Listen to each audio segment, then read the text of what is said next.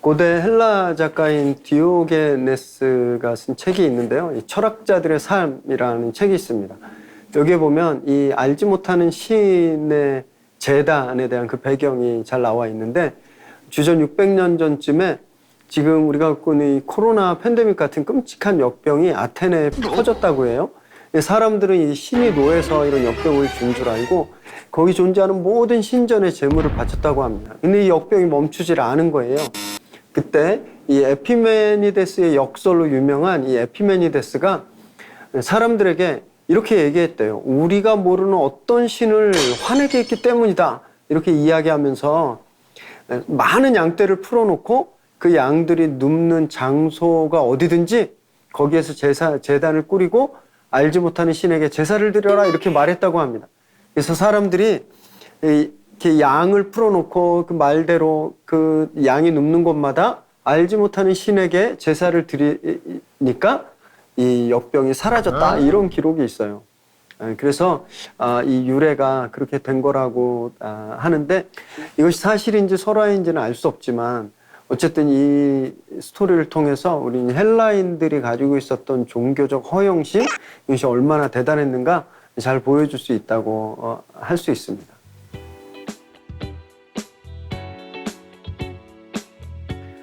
보통 분노는 부정적인 감정으로 여겨지죠. 성경도 그래서 우리에게 온유해라, 오래 참아라 이렇게 요구하고 있는데요. 그런데 동시에 성경에는요, 불같은 분노도 보여주고 있습니다. 예루살렘 성전을 뒤엎으셨던 예수님의 분노가 그렇고요. 타락한 이스라엘을 향한 아모스 선지자의 분노, 그리고 오늘 본문에서 보여지는 바울의 분노가 그렇죠. 여기서 어떤 열쇠를 발견할 수 있는데, 보통 우리가 분노하는 것은요, 정의감이죠. 불합리하고 부조리하면 화가 납니다. 정의롭지 않다고 생각하기 때문이에요. 그런데 생각해 보면 이 정의롭다고 하는 기준은요, 영원하지 않습니다. 시대마다 다르고 변하고 사라지기도 해요. 그러나 이 성경에서 보여지는 분노의 기준은 이런 시대 정의감과 다릅니다. 우상과 죄와 악에 대해 질투하시는 하나님의 마음, 그것이 기준이에요.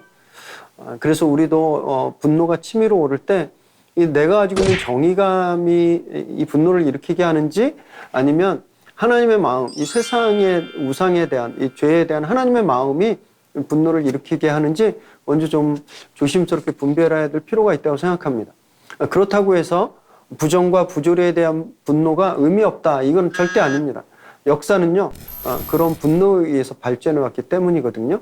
그러나 우리는, 믿는 우리들은 이 세상이 가지고 있는 것보다 더 격이 높은 분노를 소유해야 하는 사람들입니다. 여러분, 그래야 영혼을 살릴 수 있어요. 대개 우리 분노는 상대를 파멸시키고 끝나지만, 오늘 보여진 이 바울의 분노는요, 결국 영혼을 구원하게 되거든요. 우리도 이 영혼 구원에 대한 간절함과 긍휼함을 품는다면 우리의 분노도 사람을 살리게 될 수 있지 않을까요?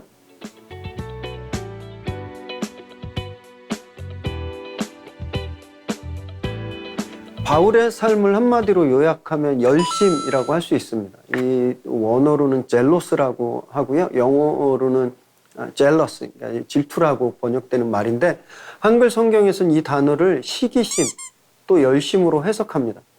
이 단어가 같은 단어인데 상황에 따라 다르게 사용되는 거예요.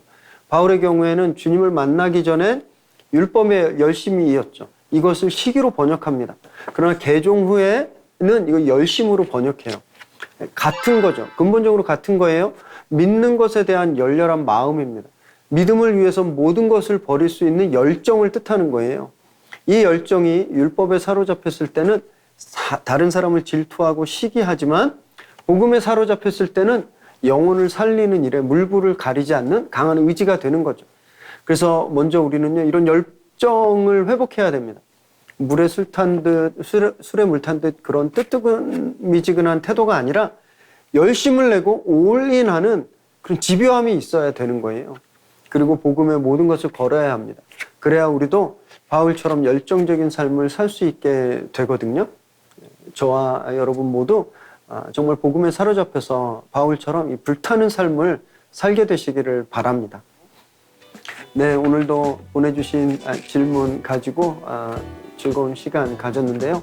궁금하신 건 언제든지 이 이메일 주소로 보내주시면 성심성의껏 우리가 함께 좀 나눠보도록 하겠습니다. 더운 여름 잘 보내시고 코로나로부터 안전하시기를 기도하겠습니다. 축복합니다.